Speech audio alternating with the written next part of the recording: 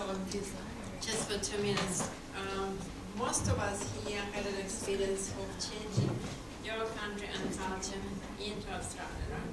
So if there are anything specific people would like to share, just very, very quick observation to say you came from your country, your culture, you had to fit into Australian culture. Like a very quick example I just thought of as I was sitting here. When I came here over 20 years ago, I started working for my first job in Australia. In my country, and it's still the case up to now, it's not common for people to walk on the street smiling. Very uncommon. If you try to do that in ex-communist countries, people will look at you.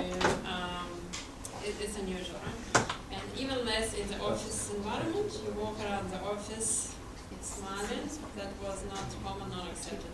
Here was quite the opposite. So I remember my first job that I started, and people meeting me in the corridor and ask, "Are you sad? Are you missing your family?" Right?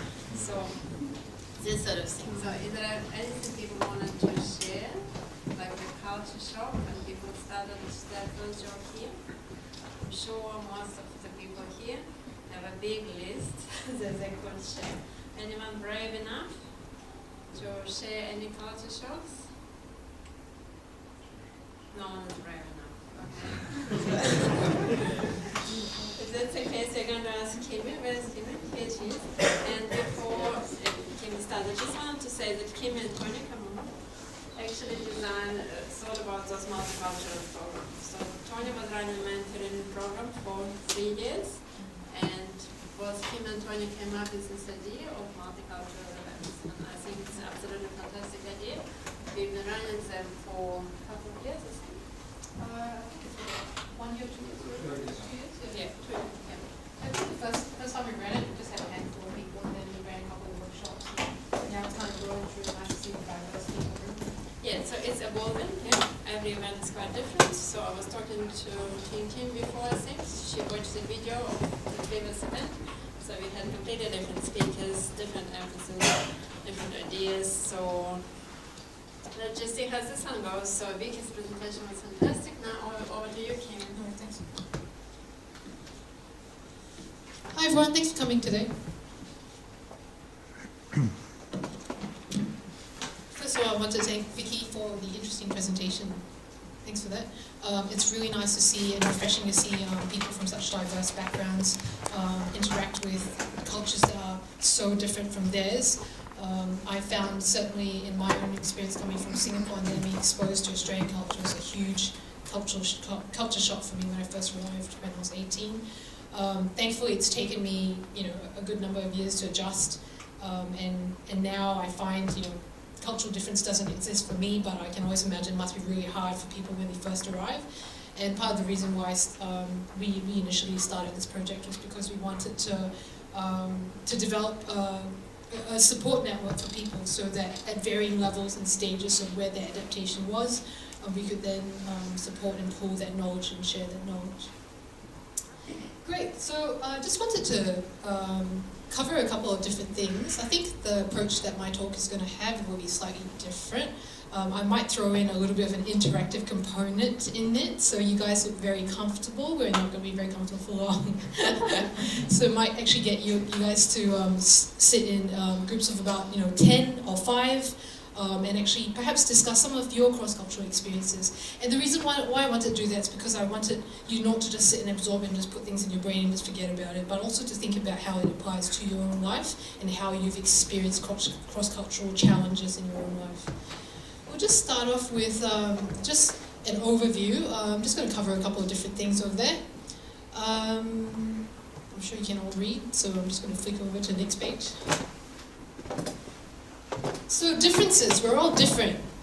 We all come from different cultural backgrounds, but not only that, apart from what we can see on the outside, in terms of gender, in terms of age, in terms of race, there's also other aspects as well. So we've got the primary things that are different, that might be more genetic, and then you might have other aspects like that are more nurture-based, and there might be things that you've learned from family culture, environment, and all those things consist of our differences. And this wheel over here very nicely captures a lot of our differences. And so when you can imagine working with someone who's who looks a certain way, but there might be so many other interesting aspects of them you don't know about. And part of getting to know people in your team is actually starting to really crack the shell and actually get to know people past the layers of the onion, so to speak. I like this metaphor because we're all different, but at the same time, in Australia's multicultural society, we're all expected to sort of work together and to complement each other in our differences as well. And there's almost a certain amount of pressure there to get to know another culture, and also very quickly, so that we can then get on with it. My dad came over here during White Australia policy, and I remember he first told me about his experiences being one of very few Asian people, and at that time, the way it went was there was a large amount of prejudice. There was a big amount of cultural difference between East and West. And I remember my dad actually visited about 2 years ago, and he went, "Wow, how come there's so many Asian people here?" It's almost as if the multiculturalism of Australia now consists of people from everywhere, and that's what we've started to get used to, and it's pretty amazing. And multiculturalism is talked about everywhere we go now. But at the same time, having said that, although we're all from different places and we all have similar facial expressions, what anger, what sadness, etc., we all speak different languages as well, not just different languages like Japanese or English, but also different code for what certain things mean, like what might mean that's a good job in one culture might mean that's a terrible job in another. What might mean, yes, I'll do it, a nod, in one culture might mean, yes, I'm being polite by nodding, but I don't actually mean I've actually done the job. So there are all these little subtle things that you start learning to pick up when you're interacting with people from different cultural backgrounds. And if your recording device in your brain is up and running, you'll start picking these up and cross-correlating amongst all these different possibilities, and then thinking, what is common across the board? What actually holds us together as a society or as a community? Next. There are commonalities across different cultures, in groups especially. So for instance, across different cultures there are people that hold groups together playing different roles. So this happens cross-culturally. There are task roles, so people that complete, that help a group complete different tasks. There are also interpersonal functioning roles. So for instance, when there might be conflicts, there might be someone who harmonizes the conflict, someone who encourages when people are feeling despondent, and that occurs across all cultures, almost as if you'd say a sad face would be the same as in Japan as it would be in Africa, because there are a lot of commonalities amongst our different societies. So some of these examples are, for instance, for task roles, opinion giver, someone who's giving an opinion pertinent to discussion, someone who coordinates, someone who reduces conflict through issue-based activities and clarifies relationships among ideas and suggestions, an orienter defines the position of the group with respect to goals, so that's just the task ones. And then you've got all the other ones like gatekeeper, for instance, someone who keeps communication channels open by facilitating the participation of others. So you might get someone who's a little bit like holding it together, coordinating, gatekeeping in a Japanese society or in an Indian society or in a Singaporean society, and you might be able to pick up on these different roles in different cultures and how it all plays out. So also commonalities amongst what doesn't really work well to a group dynamic is all the things on the right hand side, I guess, people trying to dominate the conversation, plead for help, aggressiveness, passive aggressiveness, basically things that pertain to low emotional intelligence, I suppose, things not being able to sympathize with others as well, and not listening to where the group is going. There's a leader thing, right? Yeah, there's actually sorry? Where's the leader? A leader? Oh, The not sure. It might not actually be here, but yes, leading.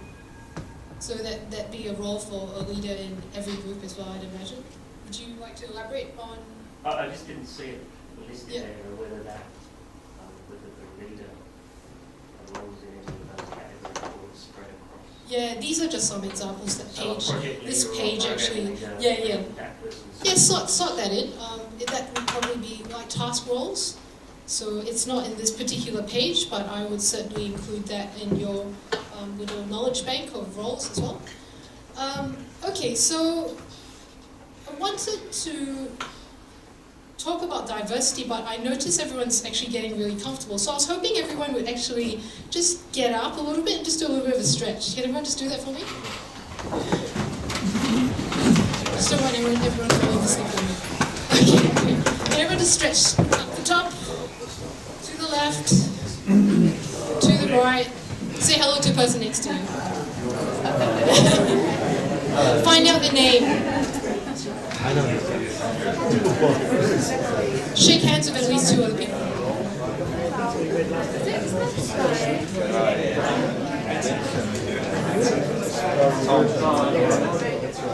That's great. Alright, can everyone just sit back down again? I'd like you to get in groups of about 5 to 8 if possible.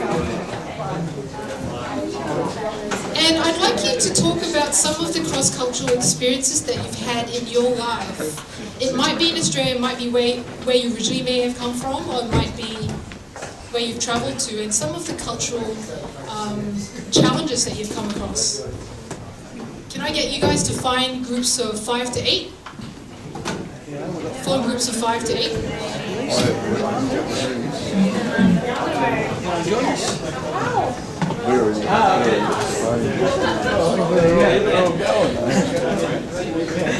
Can one representative of each group put their hand up, please?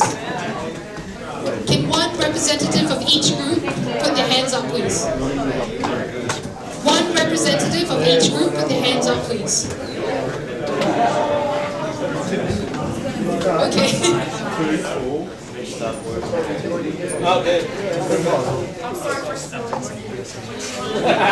Alright, so get comfortable with each other and list a couple of examples of cross-cultural challenges that you've had.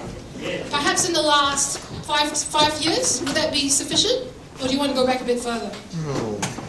5 years? Is it still fresh? Cross-cultural differences that you may have experienced in the last 5 years and how you've managed to overcome them. Yeah, in the last 5 years. We'll give you guys about 10 minutes. The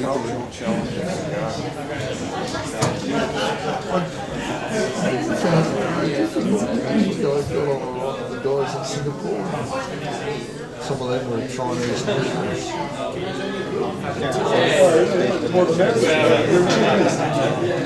Singapore is basically There were some of the guys on the team were actually Chinese.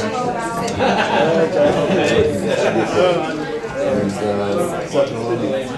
very well with the problem with English is we value your not very cooperative. well, Some of the other guys to lean on him.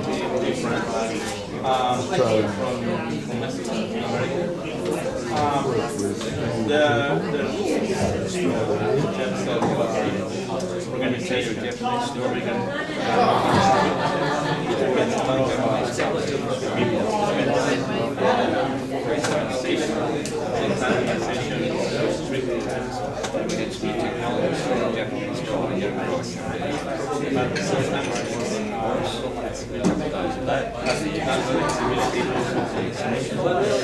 flexibility, sometimes 2 days with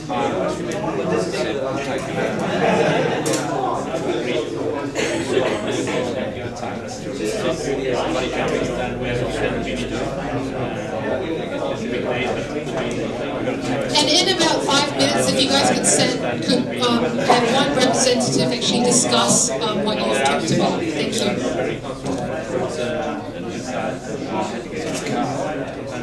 So I opened the door, the back of the car, and I asked him to get in. He ran around the car, so he ran to get over to the other side. around the other side of the market, putting me in. The rest of them sat there, they'll go on. I know quite a bit of this, but we've spoken to one of the other guys who have come and like we see him as things, sees us as real similar to I put him into the sense the most senior seat he felt very uncomfortable. And maybe yeah, that's something.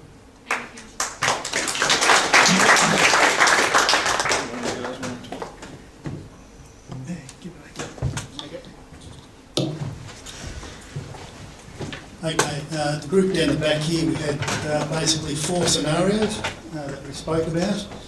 2 of the scenarios were related to American culture, one particular in its, how do you say, its approach to doing things in an organisation, whereas in another person he had was in Colombia, where the Spanish background got you to explain things when you wrote things in an email. Yet working for an American company, they just wanted the bare essentials, summary, and then recommendation or whatever you want to ask. So rather than go to a long length or a lot of verbiage, be very concise. So there's a cultural difference there. So really the American style and the rest of the world, I suppose.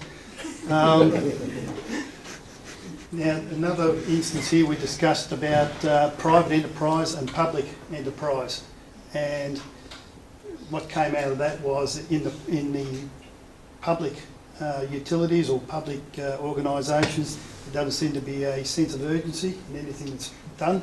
You just got to wait your turn until things happen. And the last one was the Indian one. And the Indian culture there was...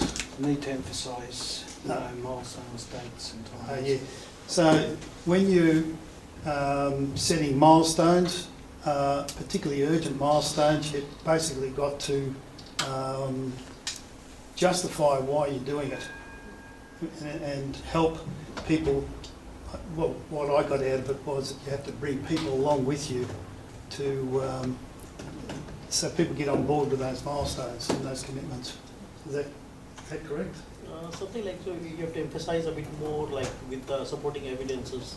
Yes. So you've got to bring people along with you. That's it. Feel free to pass it on.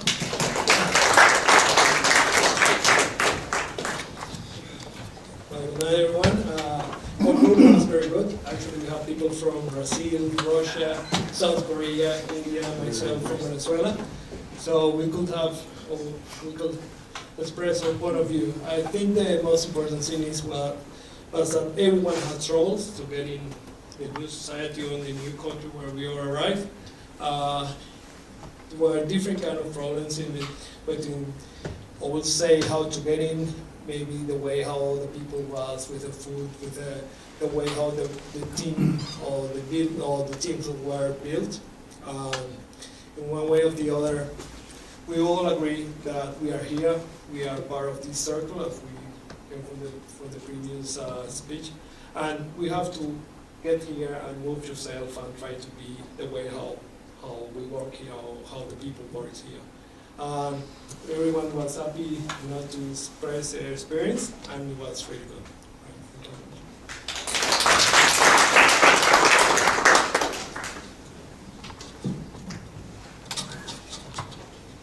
Well, we had a fairly diverse group, and we've been around a few places. So we've had a few experiences where we've had, I suppose, a few of us have experienced that hierarchy of control within different companies. Some of us have worked in organisations where it's impossible to talk to those people above you, which is not the sort of thing that we experience here in Australia. Our upper level managers are more approachable. You'll meet them in the hallways and you'll say hello. I experienced a situation in Japan where I had everybody at a meeting just agreeing with everything that I said, and I couldn't understand what it was until I came out of the room and spoke to someone, and they said, well, Dave, it's because you're the oldest person in the room. They don't argue with the oldest person in the room. Another thing that we've found, that some of us have found here in Australia, is that we're more open to getting out of the office and going out and having a meeting out in the open, go off to a coffee shop, sit back, whereas in other countries, no, it's a formal meeting type of structure. It has to be held in the office, have to get everybody together, have your formal agenda, do all that sort of thing, whereas here in Australia we're more likely to go out. So let's go and discuss it over coffee and do something like that. And then another situation that some of us have come across is just being able to get that response out of the other people at the other end. For example, you know, like the English might be more reserved in what they want to say back to you. You've experienced the situation with your people in Denmark where, you know, you tell them what you're doing, you're trying to get responses from them, and all they're doing is sitting there going, and then it's not until later on that you find out, well, maybe they weren't as happy or something as you wanted to be. A few things like that. And also, we've also all experienced the different working cultures, the different working hours, where you'll go to a different country and people are expecting you to just work enormous amounts of hours and do things. Whereas here in Australia, we're more laid back. Boss is more likely to come along and tell you, look, you've been working a bit too hard, just take a break, get back, go and spend some time with your family, get your brain back in action. Okay.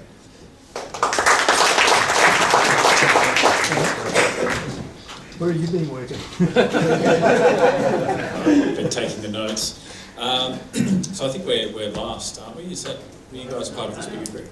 Oh, we're close to last. So a lot of what we discussed has already been covered, so it's a luxury of being towards the end. But a couple of things to point out. We had a really good discussion, talked about differing priorities across, standing up. Different culture. Yeah, obviously. We talked about different priorities across cultures, so some cultures being more focused on very quantifiable outcomes, time, money, things like that, and other cultures being more focused on relationships and building those.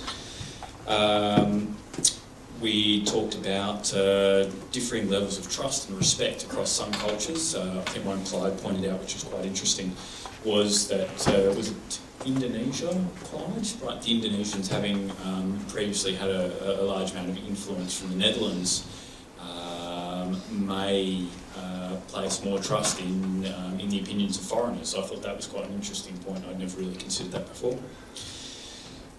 We talked about how you can moderate your own behaviour. A lot of this has already been covered to adapt to different cultural sensitivities and priorities.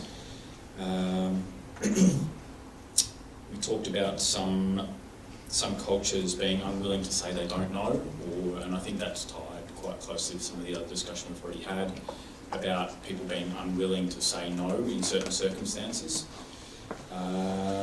And we talked about some cultures and the difficulties that they might have with different genders in hierarchical structures.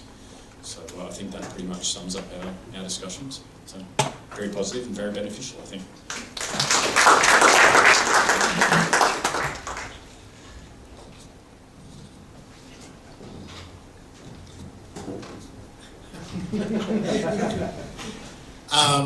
I think some of the stuff that we talked about was covered in other groups. I think one of the things that was unique for us is we all have some background in the English language, but have found that working across different countries, whether it's US or England or Australia, there's different degrees of formality in the language that's used in addressing your colleagues, and whether it's giving them a compliment or instructing them on the next thing that they should do, as far as how much is communicated and so forth, and what prefaces are given to acknowledge the other people. And then also, I think also the differences in work expectations, what you do with your weekends, whether you take a call from your boss on the weekend or not. In America, we would take that call. In Australia, you don't. So, or you might just let it go to voicemail. In China, you definitely do. So just the expectations culturally between different work environments.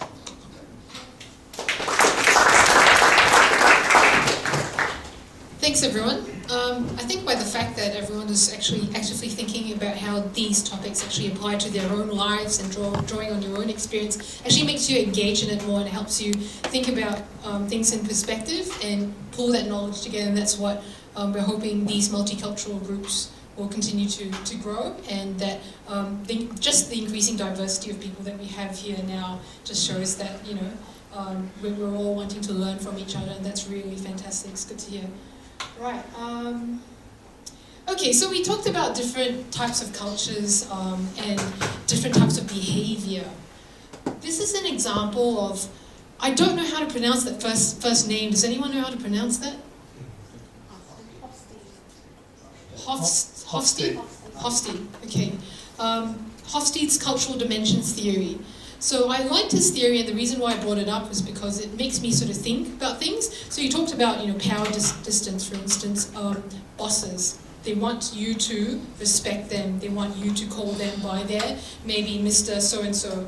For instance, in Singapore, you don't go up to a lecturer and say, "Hey, Bob, how are you?"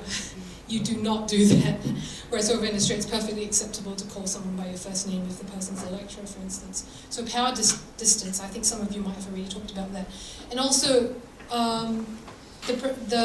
the importance of the individual versus the group as well, where your priorities are, whether your priorities are working and thinking as a group mind, a hive mind, or whether you're thinking in terms of the me.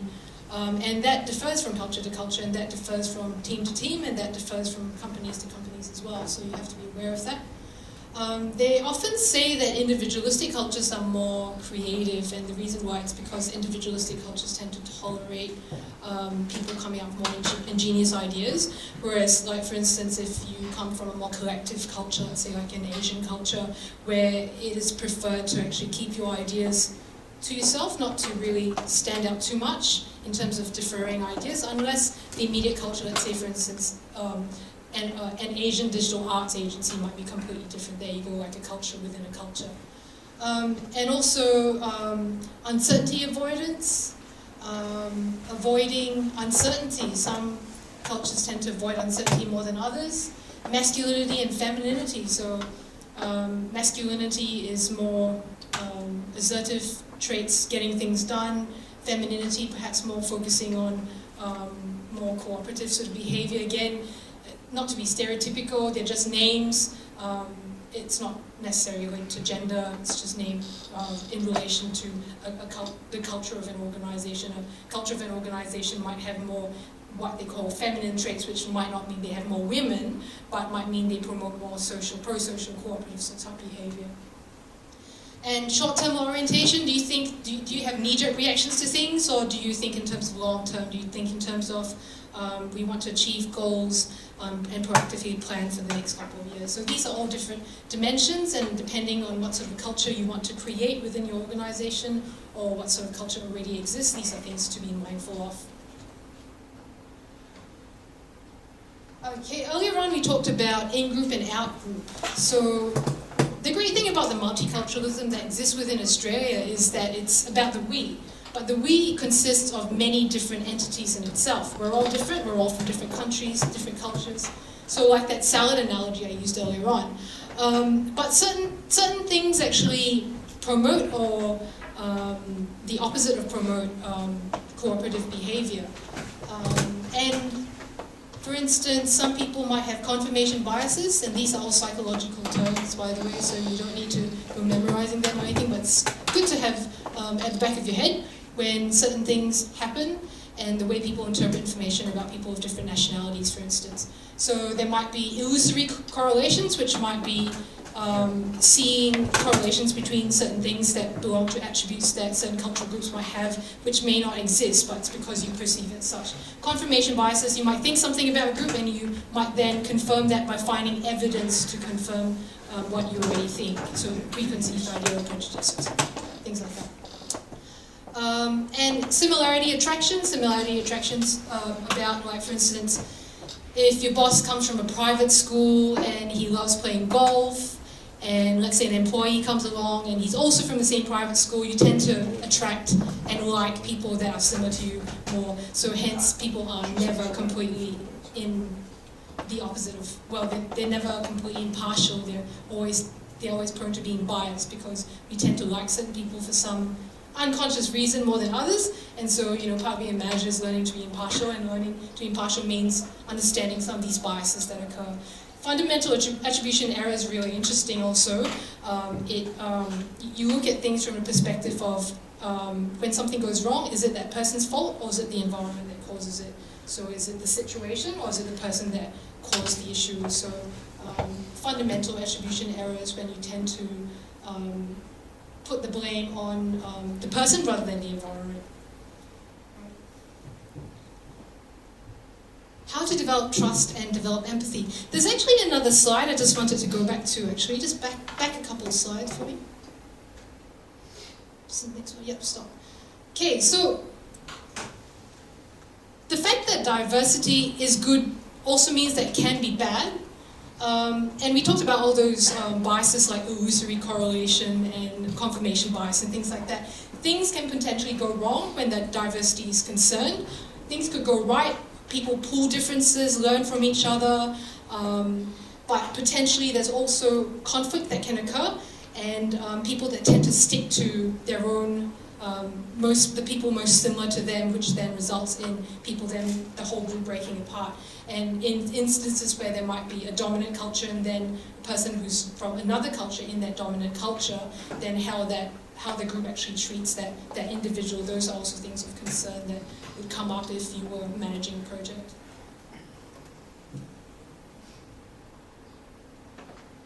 Okay, so I used to be a Lifeline telephone counselor, and because of my psychology background, a lot of things that we learned were basically human communication 101. When you talk to someone, do you really listen to what they say? Do you hear what they say, or do you listen to what they say?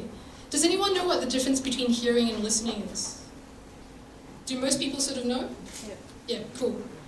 So active listening. So the whole thing about building trust with someone who's different from you, the person might be from a different cultural background, they might work on completely different premises on things. How do you build trust?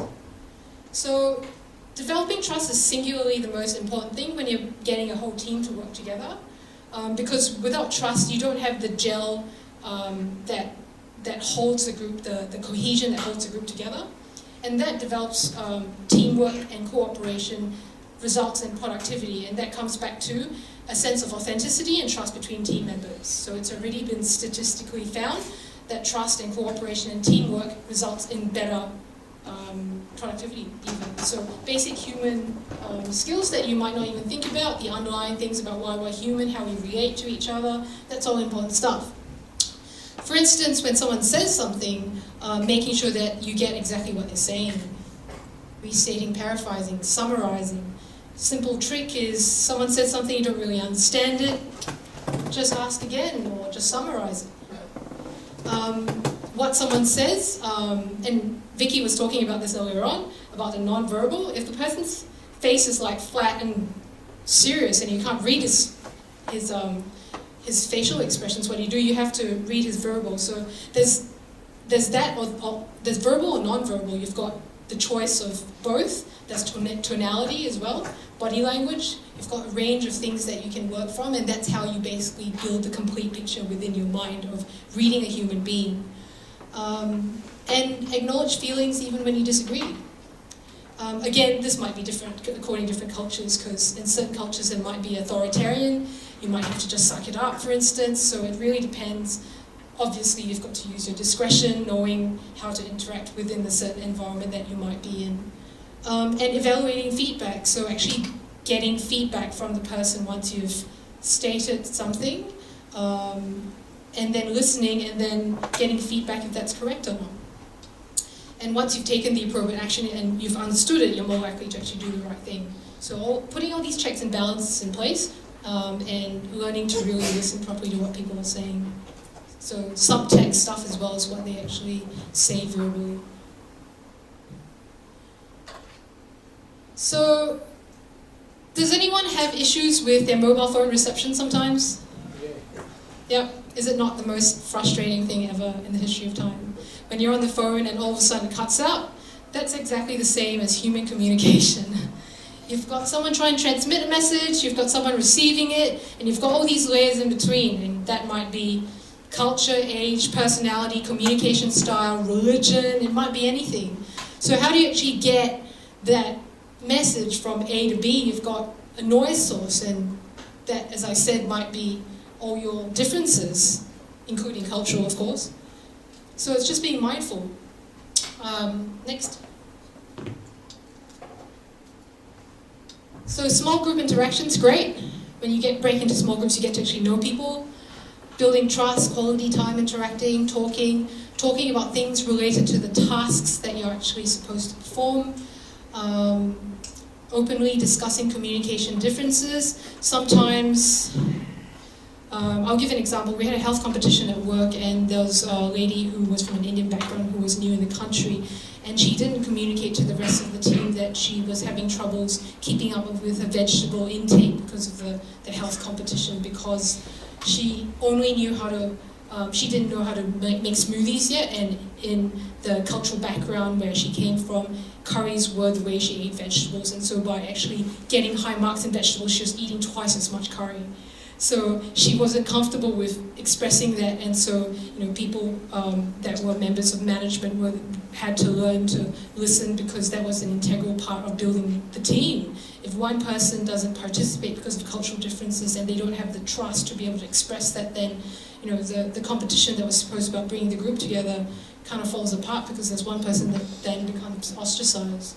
So that's just a very small and subtle example. And then another example was beer Fridays, for instance, where there might be a small percentage that might not drink alcohol because they're from varying religions, and then the fact that they're actually ostracized as a result of not being able to participate, and then how do we create an inclusive environment so everyone can feel comfortable, a common medium.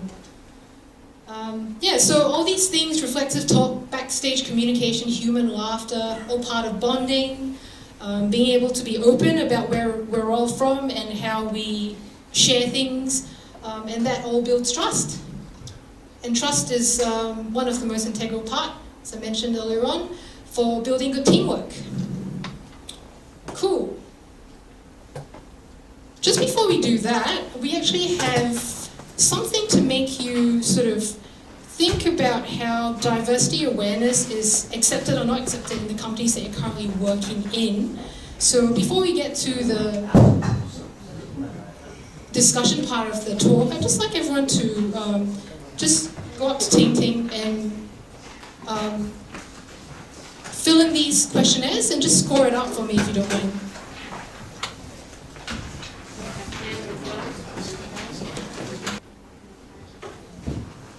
Alright, just because we're running out of time here, just wanted to leave that with you.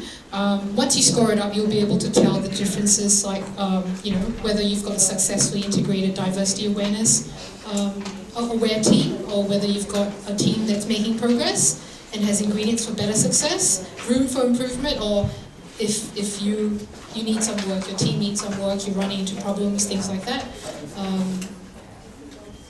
Because we're sort of running a little bit out of time, I just wanted you to take that with you and just to use that to sort of have a little bit of a think, because everyone is, a little bit of an agent of change as well in their own organization, and just a little bit of awareness goes a long way.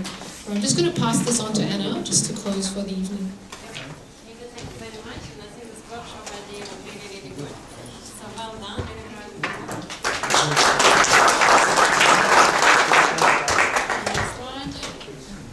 Yeah, we just have thanks to the team who is helping me to run those events. I would never ever be able to do it on my own. So, and thanks to people who are running our website. There is a website where you register to become members of the mentoring program. The website is a bit of a challenge. That's why I really appreciate people who help me to run it and to maintain it. And our organizers who helped me to put this event together is Kimmie. Everyone has seen Kimmie, she presented it. Clarence, where's Clarence? He's the guy who was taking photos. Thank you very much. So Clarence organized the photos and the drinks and his friend to come and help us. So couldn't do it without you, Clarence. Thank you very much. Appreciate your help.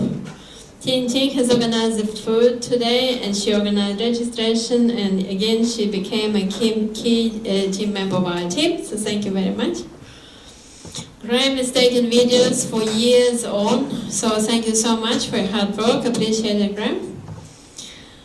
Clyde is doing everything. He's a key mentor. He's got a huge number of mentees years and years on. He's somebody I can really rely on in every area of our mentoring work. So thank you very much for being around and being reliable, Clyde. Vijay, I think has left earlier. Yep. And Brendan, you are a new member of the team, and thank you very much for helping us with the second event in a row. Appreciate it. And Anna as well.